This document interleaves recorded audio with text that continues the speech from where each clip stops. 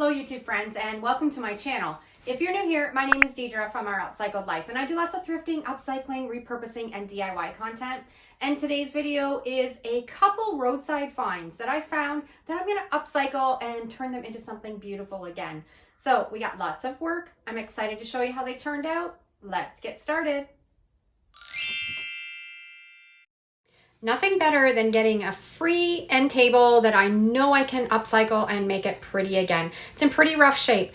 The finish is peeling off and it just needs a really good cleaning. The first thing that I'm doing is I'm taking my heat gun and I'm heating up that top coat of probably like a varnish or a stain, and it's actually coming off really easy. Just heating it up and taking my scraper and scraping it away, and it's taking it down to the wood, the bare wood, and it's actually really pretty. I just have my heat gun on the highest setting, but I'm making sure that I'm not holding it too close to the wood because we don't want to scorch it, and just scraping it away until I can get the top completely free of any of this varnish or stain that's on it.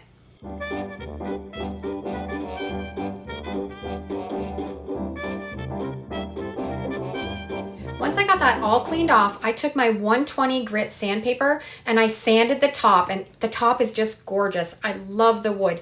And the sides had a little bit of that peeling, same material, so I am just taking the sandpaper over the sides and the fronts of the drawers also. I'm just going to use the same hardware that was on it, but I can freshen it up. A little tip when you're spray painting these knobs, cut a little hole in a cardboard box, stick it through, and you can paint it a lot easier. I'm just coating it with a little bit of black spray paint. When that dries, I'm going to put on a coat of my engine enamel. This will just seal it up really well and make it durable, and the paint will never chip on it. I've decided for the drawers and the side and the front of this little end table, I'm going to paint with my black homemade chalk paint. I'm upcycling this little end table for my son because he's just bought a house and he needs to have a little end table up in his bedroom. So we have to make it so it's going to fit in with his very neutral decor. So we're just going to paint the drawers and the sides with 3 coats of that black homemade chalk paint. And if you've never used this Worcester paintbrush, it is fantastic. I'll put a link down below in the description because if you don't have one of these paintbrushes in your crafting stash, you need to get one. I've got the bottom all painted. Now I'm going to keep the top the wood look. I've got this penetrating oil finish, and when you apply that on the bare wood, it just brings out the grain and it just looks absolutely high-end gorgeous. I'm going to seal that whole top with that penetrating oil.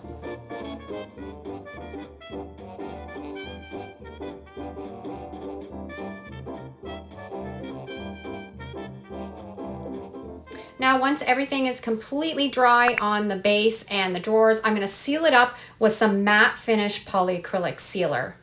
And this was a really easy upcycle. I've taken this old ugly looking end table that was really dated looking, and I've updated it so it looks modern and sleek, and I love the black with the wood top. And the best part was it was on the side of the road and it was free.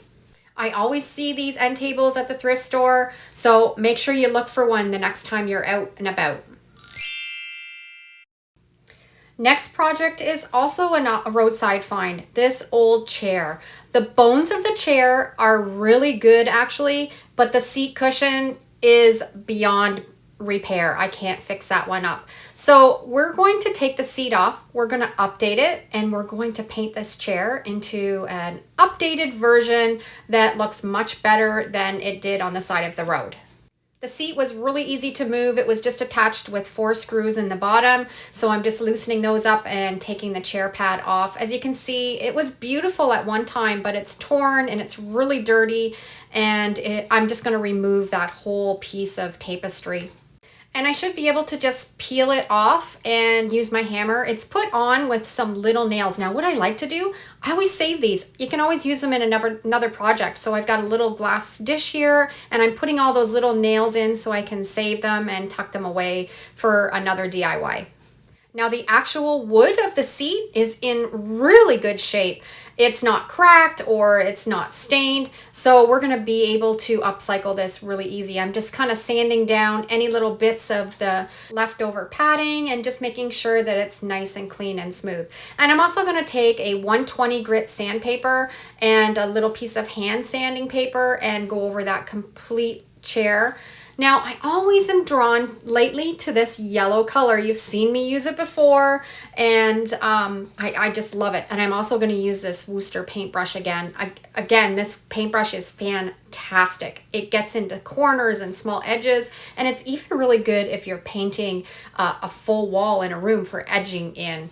So we're going to put a couple coats of this yellow on this chair, and this yellow color is called Glazed Pear by Bear, and I got it in an eggshell finish.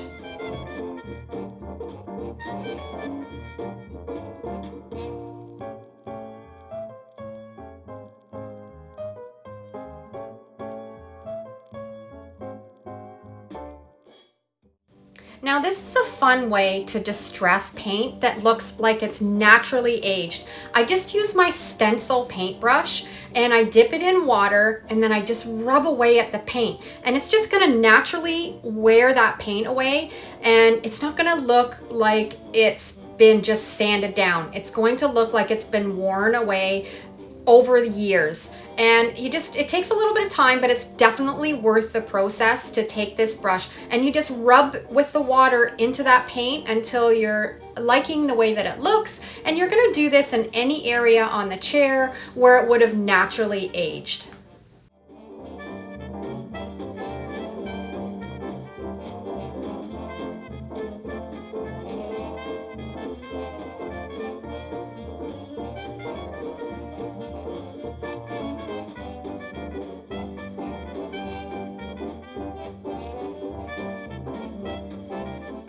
So that's an easy way to create a chippy, old looking paint finish, which is some water and an old paintbrush. So now we're gonna fix up this seat. I found this chair cushion at the thrift store. It was like $1, and I picked up this rug at Dollarama. I just love that it's got that yellow color already in it, and we're going to just put this on top of that chair pad.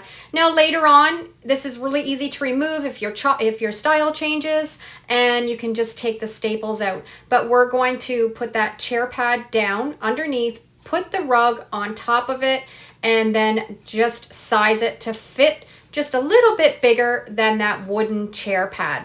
So I ran into a little bit of an issue when I started to cut that rug because I didn't think one step ahead. It started to unravel on me because it's not a sew-and edge once I cut it. So I'm starting to staple it on, and as I was doing that, it was unraveling a little bit. So what I did was I got my fabric glue out and I just ran a bead across the top of it, and that's just going to make sure that it's not going to unravel anymore. I just put a line across the top of wherever I cut it and just took my finger and kind of blended it right in there, and it's not going to move now and it's not going to unravel on me.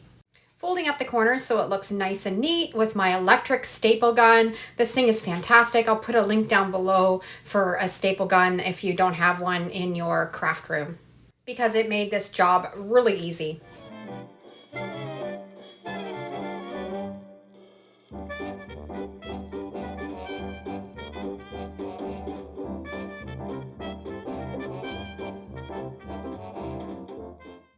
So I've taken this drab looking chair, the seat cushion that was ruined, and I've upcycled it into this beautiful boho style chair for free from a chair that I found on the side of the road.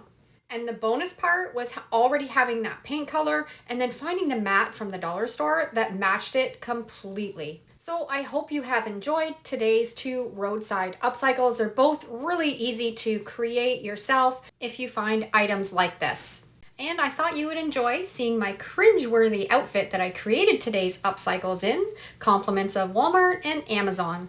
Thanks for watching today's video, and if you enjoy this type of content, make sure to subscribe so you don't miss any great DIY content. And if you enjoyed this video, I'm sure you'll enjoy either of these next two. Take care.